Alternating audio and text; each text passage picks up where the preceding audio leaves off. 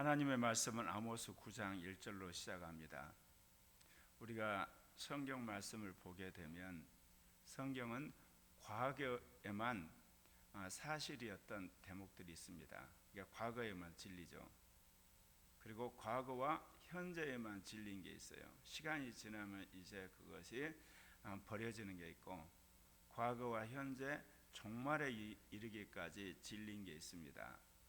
그동안 사람들은 성경은 하나님 말씀이다, 그러니까 무시간적으로 말씀이라고 생각하는, 이게 과거에도 말씀이고 현재도 말씀이고 미래에도 말씀이다, 그런 식으로 성경을 해석을 했죠. 그런 사람들을 대부분 어때요? 이제 보수적이라고 그러죠.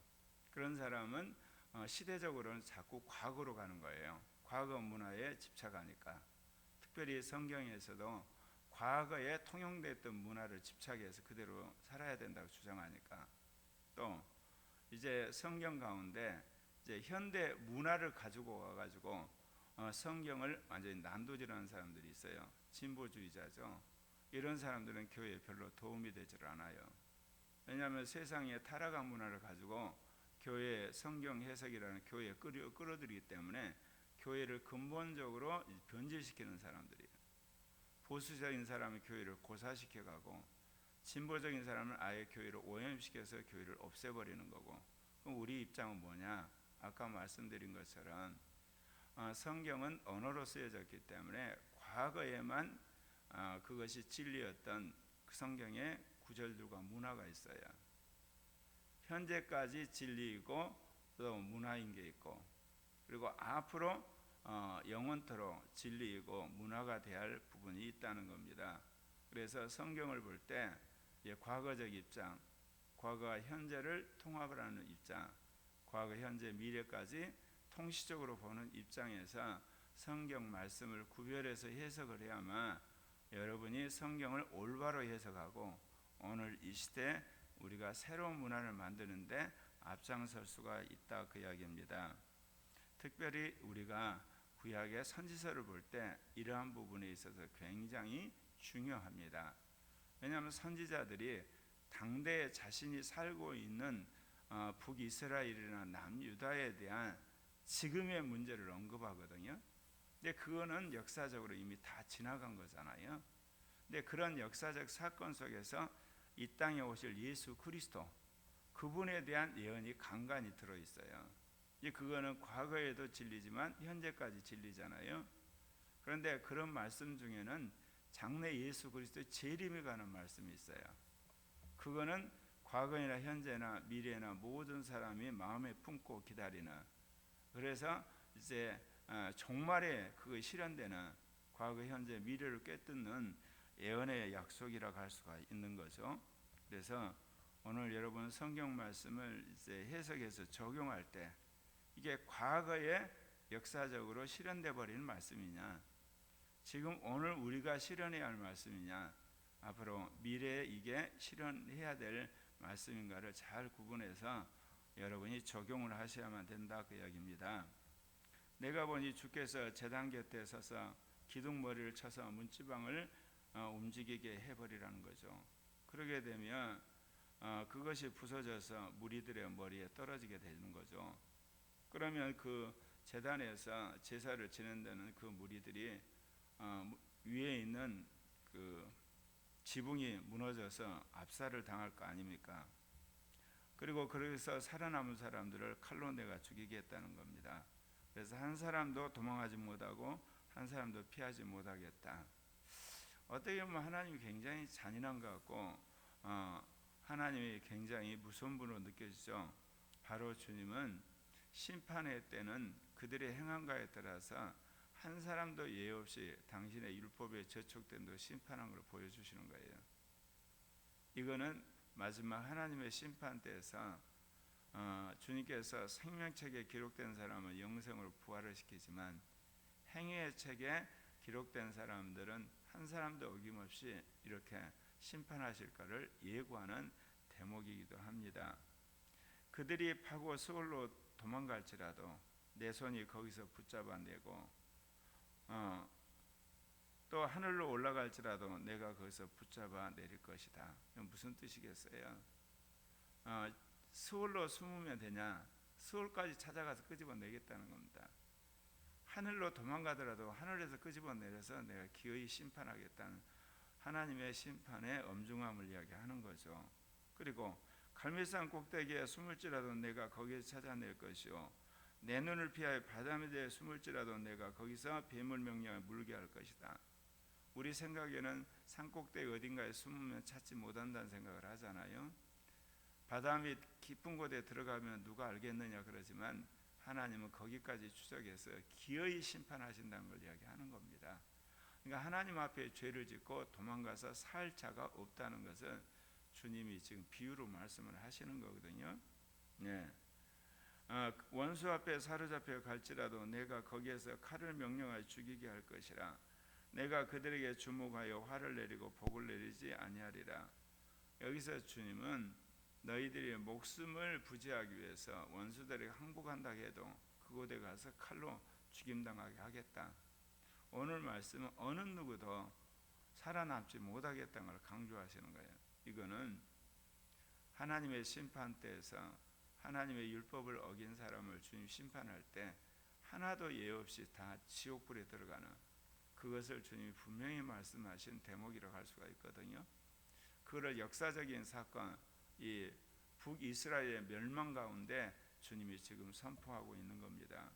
주 만군의 여호와는 땅을 만져 높게 하사 거기 거주하는 자가 애통하게 하시며. 예전엔 사람들이 땅을 만져 높게 한다 그러면 어떻게 그런 일이 있을 수 있겠냐 그런 생각을 했는데 오늘날 현대 물리학은요, 여러분 플러스 전자고 예를 들면 마이너스 전자고 만나면 에너지가 돼버려요. 그래서 이제 현대 물리학을 하는 사람은 지금 우리가 살고 있는 우주가 한꺼번에 사라질 수도 있다. 확률적으로는 굉장히 그 확률이 낮지만 이론적으로는 가능해요. 여러분 우리가 아는 원자탄 있죠. 수소탄이 바로 그거예요. 물질이 빛이 되는 순간 어마어마한 에너지를 내면서 그런 엄청난 폭탄이 되는 거거든요.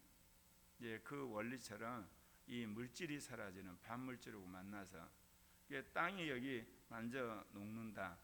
단순히 화산이 폭발해서 땅이 녹는 그 정도가 아니에요. 물질이 아예 사라져버리고 모두가 빛으로 변하는 수도 있다는 거예요. 그래서 여러분 우리가 과학을 하면 하나님을 떠날 수도 있지만 또한 이게 과학을 하면 할수록 하나님을 더 믿을 수도 있는 거예요. 우리가 자본주의 살게 되면 하나님을 떠나기 쉽지만 하나님을 더 잘 섬길 수도 있는 거예요. 민주화 시대에 살게 되면 여러분 하나님을 떠나는 사람이 많지만 하나님을 더 잘 섬길 수가 있죠. 왜 그러냐면 예전엔 내가 하나님을 섬길 수 있지만 중세 봉건 시대는 노예란 말입니다. 그러니까 그 사람이 섬기는 게 기껏 뭐겠어요. 주인이 허락하면 예배 나가는 거. 근데 그것도 허락하지 않으면 자기가 마음속으로 하나님을 섬기고 기도하는 것 외에는 할 수가 없어요. 자본주의 사회가 되니까 적어도 모든 시민들은 공휴일 때 자기가 예배 나가고 기도하고 열심히 전도하고 봉사할 수 있잖아요. 또 민주주의 사회가 되니까 자기 의사를 자유롭게 표현할 수 있고 말할 수 있고 전도할 수 있잖아요. 그러니까 하나님이 우리에게 지금 주시는 이 모든 사회 개혁의 방향은 한 개인, 그러니까 어린아이부터 노인에 이르기까지 목회자뿐만 아니라 평신도까지 예수 그리스도의 증인이 되도록 하나님께서 이 역사를 섭리해 가고 계시는 겁니다. 근데 이제 우리는 보수적 생각을 하게 되면 세상이 말세야, 세상이 타락했어, 세상이 요지경이야, 그런 식으로 생각을 하죠. 그거는 뭐냐면 생각이 보수적이고 과거 지향적이니까 그래요. 우리는 종말론적이어야 되고 적극적이어야 되고 개혁적인 마인드로 이 세상에 앞서가면서 복음을 전해야 됩니다. 그 온 땅이 강에 넘친같이 솟아오르며 애국강같이 낮아지리라. 이런 건 사람들이 이해하죠. 지진이 일어난다든지 오늘날 대륙의 이동이 있게 되면 갑자기 섬이 만들어지고 있었던 섬도 다 이제 바닷속으로 들어가는 일들을 오늘날 지질하게 해영하게 이제 가르쳐 주니까 사람들이 이 대목이 그럴 수도 있구나 이제 받아들이는 거죠. 그 당시에는 그냥 비유로만 생각을 한 거예요. 그의 궁전을 하늘에 세우시며 그의 궁창을 기초를 땅에 두시며 바닷물을 불러 지면에 쏟으신 이는 그 이름은 여호와시다. 그러니까 하나님께서 하늘과 땅의 모든 것을 움직여서 인간을 심판할 수 있다는 것을 보여주시는 겁니다. 우리는 오늘날 현대 과학으로 인간이 그 모든 것들을 할 수 있다 착각하는데 엄밀히 말하면 과학은 관찰로부터 시작돼요. 이 우주 만물의 움직임을 관찰해서 그걸 적용할 뿐이지 우주 만물의 운동 자체를 인간이 억어할 수 있는 게 아니에요. 예를 들면 우리가 지진을 억어 못 하잖아요. 태풍도 억어를 못 해요. 한발이라든지 이런 가뭄을 인간이 해소를 못 해요. 부분적으로는 사람들에게 그런 재앙이 올으니까 피하라고 할 수는 있어도, 그래서 아무리 과학이 발달하고 인간의 문명이 발달해도 이 우주 만물을 섭리하고 주관하시는 하나님의 주권을 인간이 피할 수가 없는 거예요. 잠시 그 어려움을 다른 것으로 또는 우리가 숨어서 약간은 우리가 어떤 생존에 도움이 되는 그런 과학이나 기술을 발전할지 몰라도 그 원인 자체를 인간들이 완전히 제거할 수는 없는 하나님이 움직이시는 그 주권을 인간이 훼손할 수는 없어요. 여호와의 말씀이니라. 이스라엘 자손들아 너희는 내게 구수족속 같지 아니하냐. 내가 이스라엘 애굽 땅에서 블레 사람을 갑돌에서 아람 사람을 기르에서 올라오게 하지 아니하였느냐. 지금 여기서 보면 이스라엘 백성도 이 블레셋이나 그 다음에 이 아람 사람과 동일하게 간주를 하고 있습니다. 내가 어떤 민족을 일으키기도 하고 망하기도 하고 끄집어내기도 하고 집어넣기도 하는 역사의 주관자라고 말씀하고 계시는 거예요. 이번 윤석열 대통령의 비상계엄을 보면서 저는 왜 하나님이 저런 일을 일으켰을까 생각을 할 때 주님이 1987년 대통령 직선제가 이루어지면서 한국에 주사파가 만들어져요.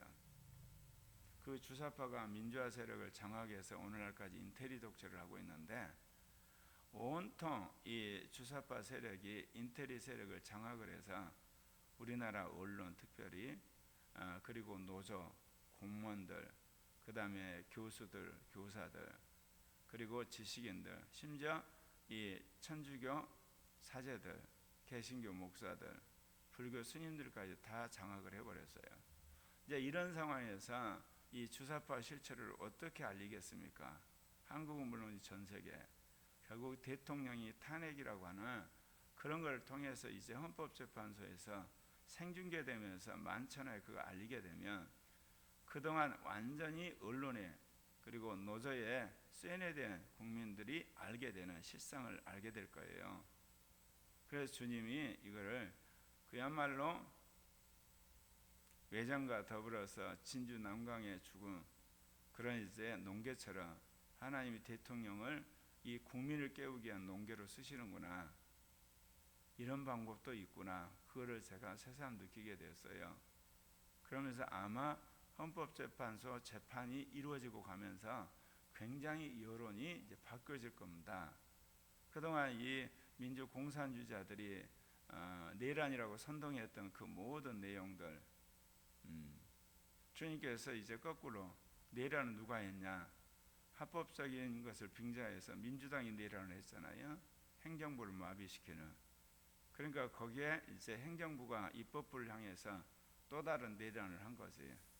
이제 거기에 대해서 국민들이 이제 정당하게 평가를 하는, 그래서 국민 의식화의 도구가 이번 탄핵 소추란 걸 새삼 느끼게 돼요. 예전에 박근혜 대통령의 탄핵이라든지 노무현 대통령의 탄핵은 철저하게 정치적인 탄핵이었거든요. 정치 세력이 보복을 해버린 거예요. 추미애 세력이 노무현 대통령 보복한 거고, 김무성 세력이 박근혜 대통령 보복을 한 건데, 이거는 진영과의 확실한 싸움이기 때문에 하나님이 그걸 통하여서 이 땅을 새롭게 반전시키는, 그래서 우파의 죄악과 좌파의 죄악을 다 드러내는 한국 사회를 새롭게 하는 하나님의 강권적인 방법이구나, 참 놀랍구나, 그런 걸 느끼게 되었습니다. 보라, 주 여호와의 눈이 범죄한 나를 주목하노니 내가 그것을 지면에서 멸하리라. 하나님이 살아계세요. 하나님의 말씀대로 이 땅에 아시아 선교와 세계 선교가 끝나면 주님 재림해야 되지 않습니까? 그런데 이거를 인도하고 이거를 주도할 나라가 어느 나라예요? 미국과 한국이잖아요.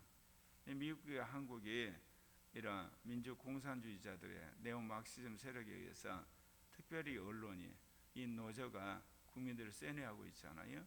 그거를 하나님이 어떻게 이제 까부시겠어요? 근데 미국에서는 복음적인 기독교인들과 천주교인들, 그 다음에 흑인과 백인, 히스패닉, 그 다음에 이 유색인종들이 똘똘 뭉쳐가지고 트럼프를 재선시킴으로 시작을 한 거고, 여기는 어떻게 보면 비극적인 방법이지만 대통령이 비상계엄을 해가지고 그거를 드러내기 시작한 거고, 방법은 극단적으로 다르지만 주님께서 남북한에 어떤 새로운 통일 시대를 열기 위해서 먼저 대한민국을 사상적으로 무장을 해야 돼요. 그래서 굉장히 어떻게 보면 그 반대적인 방법을 사용하시는 거죠. 그리고 이제 미국이 세계를 다시 지도하기 위해서 미국이 바로 서야 되잖아요. 거기는 정상적인 투표를 통해서 이루어지는 거고, 그래서 앞으로 사회는 지금보다는 더 나아지고 사람들이 이제 세뇌에서 벗어나게 될 겁니다. 그러나 야곱의 집은 온전히 멸하지는 아니하리라. 여호와의 말씀이니라. 보라, 내가 명령하여 이스라엘 족속을 만국 중에서 체질하기를 채로 체질함과 같이 하려니와 그 한 알갱이도 땅에 떨어지지 아니하리라. 북이스라엘을 체질을 해가지고 하나님이 기뻐하는 알갱이는 땅에 떨어지지 않고 주님이 보호하시겠다는 거예요. 그러나 이런 가라지들은 완전히 이제 주님이 쓸어버리시는 거죠. 내 백성 중에 말하기를 화가 우리에게 미치지 아니하며 이르지 아니하려 하는 모든 죄인은 칼에 죽으리라. 화가 닥치지 않을 거라고 자신만만하는 죄인들은 심판에서 흔적도 없이 사라지게 하실 거다, 주님 말씀하십니다. 아모스 선지자의 그 예언 가운데 신약 시대까지 인용되는 아주 중요한 말씀이 오늘 아모스서 9장 11절에 나옵니다. 그날에 내가 다윗의 무너진 장막을 일으키고 그것들의 틈을 막으며 그 허물어진 것을 일으켜서 옛적과 같이 세우고, 이 구절을 사도행전 15장에서 인용을 합니다. 이제 이게 뭐냐면 사도행전 15장에서 유대인 기독교인과 이방인 기독교인 사이에 이 율법을 지키는 것, 할례를 지키는 문제 가지고 교리 싸움을 합니다. 유대인 크리스찬들은 당연히 율법과 할례를 지키라고 그러죠. 이방인 크리스찬들은 할례와 율법은 필요 없고 예수 그리스도만 믿으면 되지 않냐. 그때 논쟁이 일어날 때 야고보 사도가 일어나 가지고 이제 이 아모스 선지자의 그 예언을 받아들입니다. 사도행전 15장 16절부터 18절입니다. 이후에 내가 돌아와서 다윗의 무너진 장막을 다시 지으며 또 그 허물어진 것을 다시 지어 일으키리니 이는 그 남은 사람들과 내 이름으로 일컬음을 받는 모든 이방인들로 주를 찾게 하려 함이라 하셨으니 즉 예로부터 이것을 알게 하시는 주의 말씀이라 함과 같으니라. 그러면서 야고보 사도가 뭐라고 그러냐면, 그러므로 내 의견에는 이방인 중에서 하나님께로 돌아오는 자를 괴롭게 하지 말고 다만 우상의 더러운 것과 음행과 목매어 죽인 것과 피를 멀리하라고 편지하는 것이 옳으니라, 그렇게 이야기를 하지 않습니까? 그러니까 오늘 지금 아모스 선지자가 북이스라엘 멸망을 앞두고 무슨 예언을 하냐면, 다시 하나님께서 이 북이스라엘을 일으킬 텐데 다윗의 무너진 장막을 일으키고 그것의 틈을 막으며 허물어진 것을 일으켜서 옛적같이 세우겠다는 예언을 했지 않습니까? 근데 이 예언을 어디다 지금 적용합니까? 이제 복음이 이스라엘을 건너서 이방인한테 넘어갈 때 율법과 할례 문제 논쟁할 때 그 이야기를 하는 겁니다. 그러니까 하나님께서 이 예언을 하실 때와 그 예언을 적용할 때가 정확하게 일치한 건 아니에요. 예언이라는 것은 언제 어디서 어떻게 이루어질 거다 그렇게 말하지 않아요. 하나님이 이 일을 행하실 거다 그렇게 말하는 거죠. 그러니까 하나님이 그걸 언제 어떻게 할 것인가 후대 해석을 해서 적용을 하는 겁니다. 이게 이방인과 유대인이 그리스도 안에서 하나 되는 그런 교회를 세워야 된다고 하는 근거가 되는 예언이 되는 겁니다.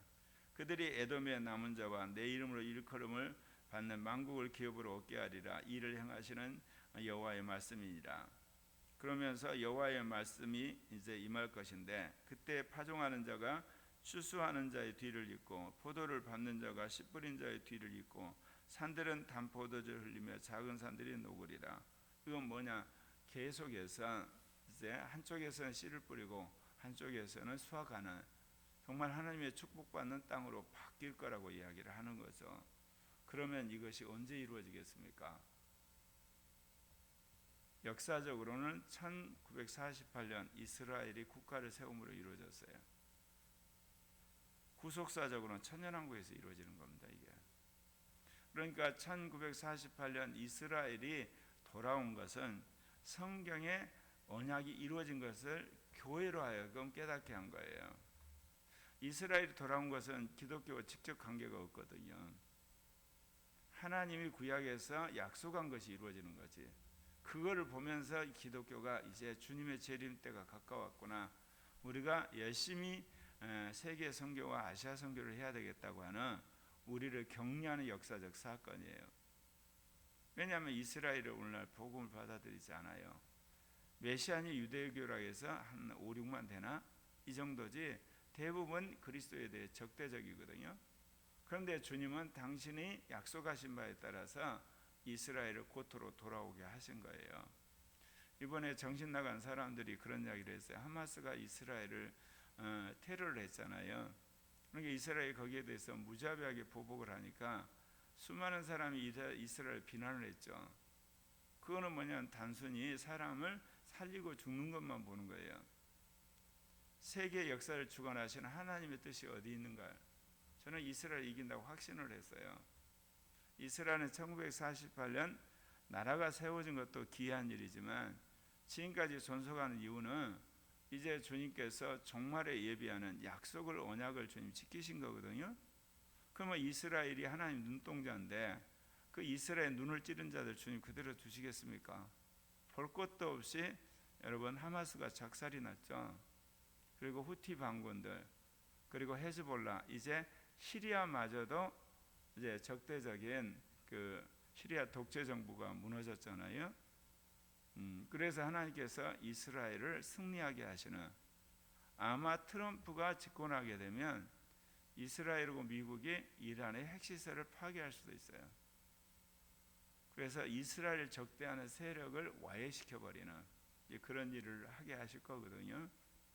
그래서 말씀드렸지만 지금 세계 정세는 유럽으로 하여금 러시아를 방어하게 하고 이스라엘로 하여금 중동의 모든 세력들을 대항을 하게 하고 이제 미국과 일본 그 다음에 한국과 대만, 필리핀 더 나가면 이제 잠재적으로 베트남이라든지 말레이시아 그리고 이제 태국 이제 무너지는 이제 미얀마 반군까지 해서 인도까지 해서 중국을 포위하는 전략 그래서 크게 새 전선에서 역할 분담을 하도록 하는 건데 이게 이제 트럼프가 생각하는 거예요.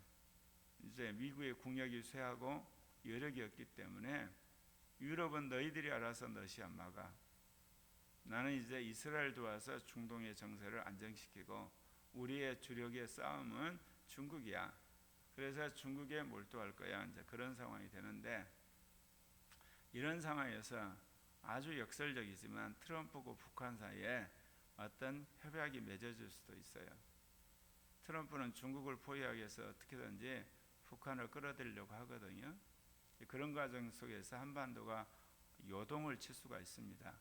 그럼에도 불구하고 하나님은 우리를 가장 좋은 길로 인도할 것을 믿으세요.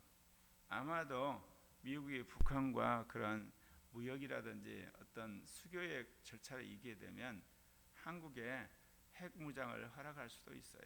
그래서 양쪽이 혁이 있는 가운데 남북 간의 새로운 교류가 이루어지는, 이제 피차 핵을 가지고 있기 때문에 무력을 쓸 수가 없어요. 그렇게 하나님이 인도하실 수도 있어요.